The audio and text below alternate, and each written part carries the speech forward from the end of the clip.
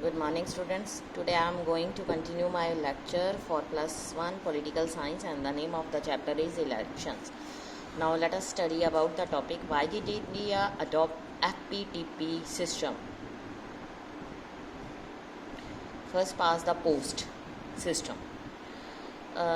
इस आंसर के लिए गैस करना कोई डिफ़िकल्ट काम नहीं है. If you have carefully study about the Rajya Sabha elections, अगर अब हम राज्यसभा की इलेक्शंस के बारे में बात करें, it is a complicated system which may work in a small countries, ठीक है, but it would be difficult work in a subcontinental country like India, क्योंकि reason is that the popularity and success of FPTP system is simplicity, because इसमें बहुत ज़्यादा simplicity है. सारा जो election system है एक्सट्रीमली सिंपल होता है, ठीक है. इसमें और इसको अंडरस्टैंड करना कॉमन वोटर्स के लिए, इसके लिए किसी स्पेशलाइजेशन की, नॉलेज की, पॉलिटिक्स की, इलेक्शंस की इतनी सारी हमें ज़रूरत नहीं पड़ती. ये भी क्लियर हो जाता है कि जो मतलब जो वोटर्स होते हैं उनके सामने एक उस टाइम इलेक्शंस के दौरान क्लियर चॉइस होती है. वोटर्स जो होते हैं उनको सिंपली एंडोर्स अ कैंडिडेट और ए पार्टी वाइल वोटिंग. ये डिपेंड करता है ऑन द नेचर, ठीक है, नेचर ऑफ एक्चुअल पॉलिटिक्स. उस टाइम पॉलिटिक्स क्या चल रही है. वोटर्स जो होते हैं बेटा ग्रेट इम्पोर्टेंस देते हैं उस पार्टी के कैंडिडेट को, ठीक है, जो बैलेंस रख सके. FPTP जो सिस्टम है वोटर्स के सामने एक चॉइस रखता है, लेकिन वो सिंपल नहीं होता, क्योंकि जो बहुत सारी पार्टीज़ होती हैं उनके बीच में जो कैंडिडेट खड़े होते हैं पता नहीं चलता कि कौन सा कैंडिडेट उस पार्टी के लिए एक्चुअल सही ढंग से ठीक है. अगर हम बात करें इलेक्टोरल सिस्टम की, PR सिस्टम की, प्रोपोर्शनल रिप्रेजेंटेटिव सिस्टम जिसको कहते हैं, जो वोट्स होती हैं वो उसमें वोटर्स जो इसमें क्या किया जाता है, जो मतलब वोटर्स जो होते हैं उनसे ये कहा जाता है कि पहले वो एक पार्टी को चूज़ करें, उसके बाद उस पार्टी के जितने भी लीडर्स होते हैं उनकी एक वोटर लिस्ट तैयार की जाती है. It means no one representative who represent and responsible for one locality.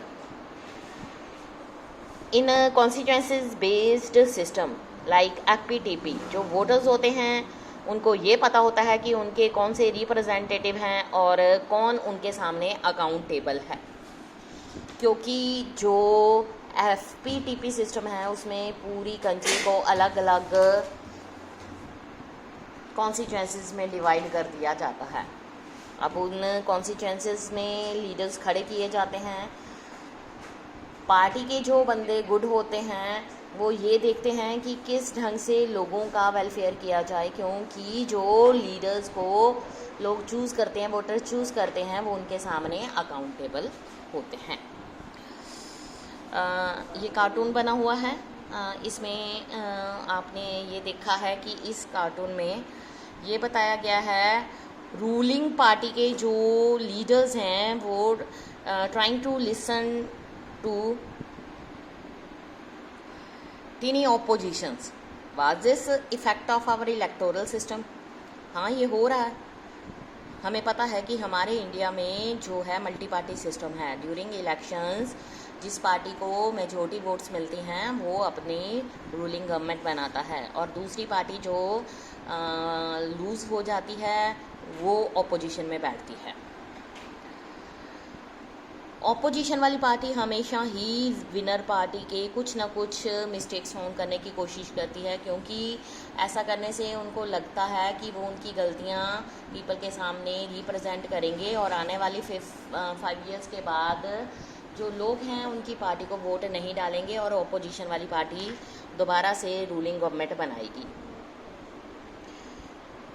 इसलिए इस चैप्टर में हमें ये बताया गया है कि more importantly makers of our constitution थे, उन्होंने ये फाइंड किया कि पीआर जो है इलेक्शन में not be suitable for giving a static government या पार्लियामेंट्री सिस्टम। इसके बारे में हम nature of parliamentary system of executive अगले चैप्टर में करेंगे। इस सिस्टम में हमें ये होता है कि जो एग्जीक्यूटिव है उसकी मेजॉरिटी होती है लेजिस्लेचर में, लेकिन हमने ये नोटिस किया है कि पीआर जो सिस्टम है वो एक क्लियर मेजॉरिटी को लेजिस्लेचर में नहीं शो करता, क्योंकि जो सीट्स होती हैं लेजिस्लेचर में वो on the basis of share of votes के अकॉर्डिंग डिवाइड हो जाती हैं। लेकिन जो एफपीटीपी सिस्टम है, एफपीटीपी सिस्टम में ये बताया गया है कि जो ये सिस्टम है generally gives the largest party, इसमें कोalition भी आ जाती है। अगर किसी भी पार्टी को मेजॉरिटी की सीट्स नहीं मिलती, फॉर एग्जांपल हमें रूलिंग गवर्नमेंट चलाने के लिए किसी भी पार्टी को विन होने के लिए मेजॉरिटी की ज़रूरत होती है, लेकिन मल्टी पार्टी सिस्टम होने के कारण जो वोट्स हैं बहुत सारे लोगों में डिवाइड हो चुकी है। इसलिए हमारी कंट्री में एक ऐसी सिचुएशन बन गई है कि कोई भी पार्टी जो है वो मेजॉरिटी की वोट्स नहीं ले पा रही। वोट्स डिवीज़न होने के कारण अब गवर्नमेंट बनाना बहुत ज़्यादा मुश्किल हो गया है। इसके लिए क्या किया जाता है कि एक तो विनिंग पार्टी है और दूसरा उसके सामने जो लूज़र पार्टी है, दोनों पार्टीज़ आपस में मिलकर रूलिंग गवर्नमेंट बनाते हैं। इसको कोalition गवर्नमेंट कहा जाता है। कोalition गवर्नमेंट में दोनों पार्टीज़ जो हैं अलग अलग रिस्पॉन्सिबिलिटी को संभालती हैं। जो ये एफपीटीसी सिस्टम है इसमें ये बताया गया है कि ये पार्लियामेंट्री गवर्नमेंट जो है वो अपने फंक्शंस को स्मूथली करेगी, ठीक है। स्टेबल गवर्नमेंट के लिए फैसिलिटीज़ जो हैं पॉलिसीज़ बनाएगी, फैसिलिटी प्रोवाइड करेगी। एफपीटीपी सिस्टम जो है वो वोटर्स को एनकरेज करेगा ताकि डिफरेंट सोशल ग्रुप्स हैं उनको एनकरेज किया जाए, सारे इकट्ठे मिलकर आएँ, लोकेलिटी में इलेक्शंस होंगी उसमें उनको जीत हासिल होगी। Diverse country like India, PR system जो है इसको थोड़ा बहुत इनकरेज किया जा रहा है। हर कम्युनिटी ये चाहती है कि नेशन में उनकी अपनी अलग अलग से पार्टी बने। उसके अलावा ये भी देखा जाता है कि ये बात हमारे कॉन्स्टिट्यूशंस मेकर के माइंड में आई थी, लेकिन इंडिया में यूनिटी इन डाइवर्सिटी होने के कारण उन्होंने कहा कि अगर ऐसा हो जाएगा तो हमारी इंडिया जो है वहाँ पर डाइवर्सिटी की डिवीज़न हो जाएगी। Experience of the working of constitutions ने कंफर्म कर दिया कि जो एक्सपेक्टेशंस हैं कॉन्स्टिट्यूशन मेकर्स की वो सही ढंग से चल पड़ी। एफपीटीपी सिस्टम जो है वो उसने प्रूव कर दिया कि वो एक सिंपल मेथड है और ऑर्डिनरी वोटर्स के लिए वो फेमिलियर है। इसके अलावा इसने लार्जेस्ट पार्टी को हेल्प करी, जिससे कि पता चलता है कि वो जीत गए हैं, क्लियर मेजॉरिटीज़ उनकी मिल गई है सेंटर एंड स्टेट लेवल पर। इसके अलावा इस सिस्टम ने अलग अलग पॉलिटिकल पार्टीज़ को डिस्करेज भी किया जिनको सिर्फ एक ही कास्ट या कम्युनिटी से वोट्स मिली थी। नॉर्मली अगर हम बात करें एफपीटीपी सिस्टम की, इसमें 2 पार्टी सिस्टम आता है। इसका मतलब होता है कि 2 मेजर कंपटीटर होते हैं जो पावर में आते हैं। कई बार तो ये मेजर कंपटीटर की जो पावर्स हैं वो आपस में शेयर भी कर ली जाती है। इसलिए ये बहुत ज़्यादा डिफ़िकल्ट है कि न्यू जो पार्टीज़ और थर्ड पार्टी जो है वो कंपटीशन में एंटर हो सके और अपनी पावर को शेयर कर सके। इसलिए जो एफपीटीपी सिस्टम इंडिया में है वो बिल्कुल डिफरेंट है। इंडिपेंडेंस के बाद एफपीटीपी सिस्टम को अडॉप्ट किया गया।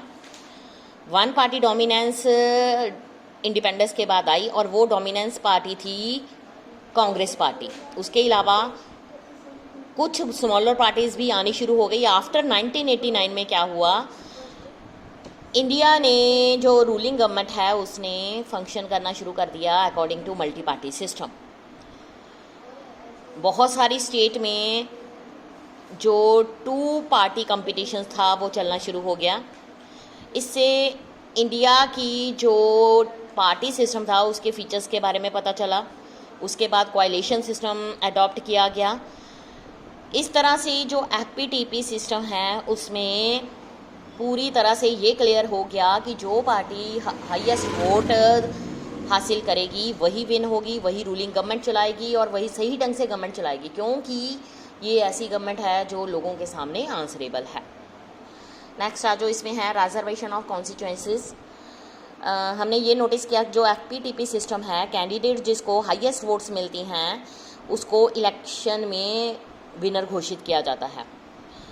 लेकिन डिसएडवांटेज स्मॉलर सोशल ग्रुप का यहाँ पे आ जाता है। इंडियन सोशल कंसेंसस में अगर हम बात करें, क्योंकि जो इंडिया में कास्ट बेस्ड डिस्क्रिमिनेशन बहुत ज़्यादा हो रही है इस टाइम में, जो सोशल सिस्टम है एफपीटीपी जो है इलेक्टोरल सिस्टम, वो सोशल ग्रुप्स को डोमिनेट करता है और जो कास्ट हैं हर जगह वो जीती जाती हैं, जिसके कारण सोशल ग्रुप्स जो हैं अनरिप्रेजेंटेटेड रह जाते हैं। हमारा कॉन्स्टिट्यूशन मेकर इस बात के बारे में अवेयर थे, ठीक है, और बहुत ज़्यादा डिफ़िकल्टी उनके सामने थी कि कॉन्स्टिट्यूशन को कैसे बनाया जाए ताकि हर जगह पर जो मिनॉरिटीज़ होती हैं उनको सेफ रखा जाए। इसके ऊपर बहुत सारी डिबेट्स भी हुई। इंडिपेंडेंस के बाद भी ब्रिटिश गवर्नमेंट ने सेपरेट इलेक्टोरेट्स भी शुरू किया। इस सिस्टम में ये बताया गया कि रिप्रेजेंटेटिव को पर्टिकुलर कम्युनिटी में से चूज़ करने के लिए वोटर जो हैं वो एलिजिबल हैं अपनी कम्युनिटी के लीडर्स को वोट डालें फॉर कॉन्स्टिट्यूएंट असेंबली।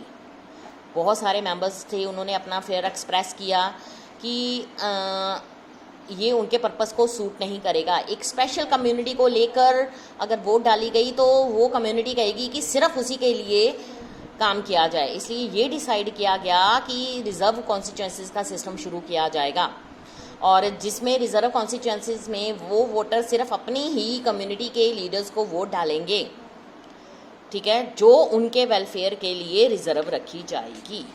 ये था आज तक का टॉपिक। Thank you students.